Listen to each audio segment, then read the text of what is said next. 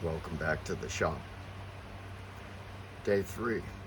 Let's see what I get going on here.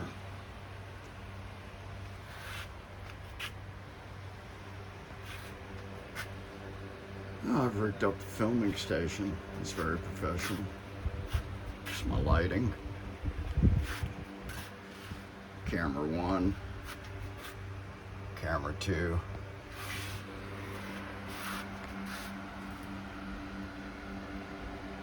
That's going to come later today. What I need to do is I need to put that fork in, kind of get an idea how this frame matches up with my existing frame. Now I've already set the seat on there at approximately the right height. It's within half a centimeter anyway. I don't have this clamped in, I just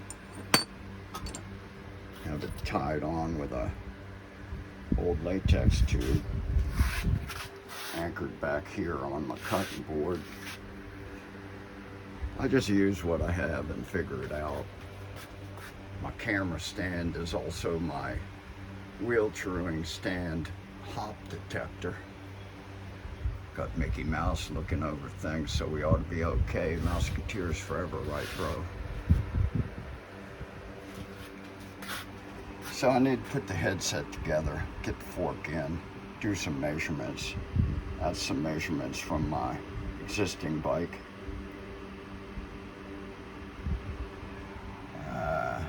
Bottom bracket tool. Anyway, that's what we got going.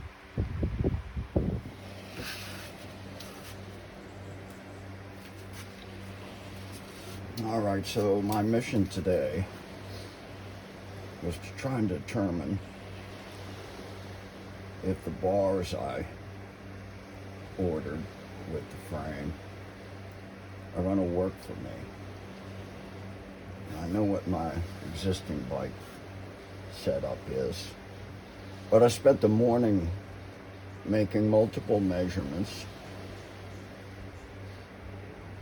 and the bottom line is this bar is fundamentally different design. First of all, it's an integrated bar stem. My other bike has separate stem. And the other thing about that stem is I've flipped it. It has a modest amount of negative angle, but I flipped it so that it rises. It rises, I don't know, maybe 10 degrees. So I've made these measurements here. And also, because this stem is a 90 and the stem on my other bike's 100. However, the other thing that makes a difference is this bar is fatter.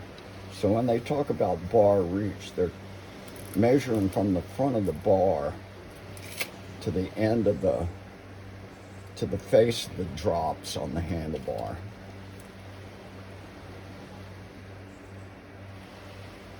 It's 80 on my other bar, it's 80 on this bar. However, the stem length is measured from the middle of the fork steerer to the middle of the bar. So that's 90 to there. But the reach is measured from the front to the face of the drops. So this is a little bit more, because the other bar I have is a standard, 31.8, I guess. This is 41, maybe 42.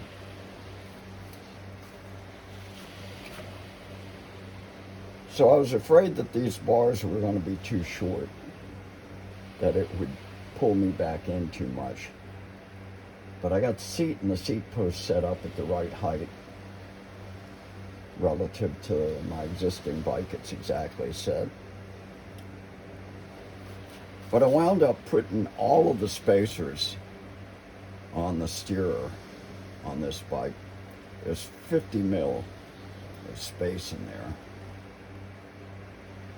On my other bike, I've only got 30 mil of space between the bottom of the handlebar and the head tube top. But what's different on my other bike is this cap on my other bike is quite a bit taller. It probably comes up a centimeter more than this cap. This is a very trim looking piece.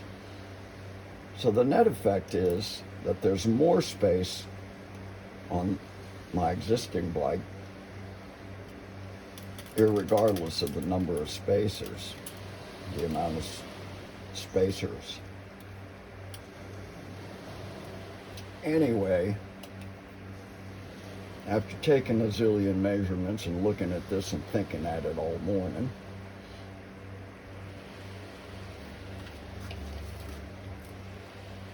I decided I'm going to put the Ultegra shifter on the bar. And lo and behold, my existing setup is Campy Chorus from 2004. And man, if you look at those hoods on the shifter, they look like babies compared to the new Ultegra. First of all, it only runs out about 15, and the Ultegra runs out a whole lot more and then goes up a whole lot more. I mean, they look like little baby horns on a calf, and this looks more grown up. Anyway, the net effect is that the reach that's added by the length of the shifter, so that by the time my hand is on the hoods, it's actually a longer reach than my existing bike. And this is the smallest stem that they make. It's a 90. I don't think you can get them smaller unless it's a separate piece. That's just sitting in there. So I made the right guess on getting the shortest stem. It's all guesswork. I mean, the frame size is the same. It's 56. But 56 is not the same as 56, one bike to another. This Yoeleo is called a 56 because the top tube length is 56. But the seat tube on this bike is only 52. Top tube on my existing bike is 56, but the seat tube's 56. So if I gave you a shot of this seat post, there's about 40 mil of post exposed on this bike that isn't exposed on the other, because this has a shorter down seat tube. So the geometry is different, but the task at hand was to decide if these bars are going to work before I start wiring it. Otherwise, once you start wiring it, it's kind of a pain in the neck to switch the bars and stem if it ain't right. I'm giving some thought to actually getting a separate bar and stem for that purpose. But anyway, I think this bar and stem is going to work. Haven't done anything about trimming the steering tube. But I think if anything, the other interesting measurement is I took a measurement from the top of the stem to the top of the fork crown, or to the bottom of the head tube rather. And there's a big difference. On this bike it's 253. On my Cyfac it's 243, so there's a full centimeter difference.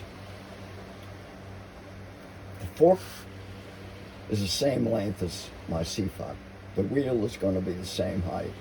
So unless the fork rake is different,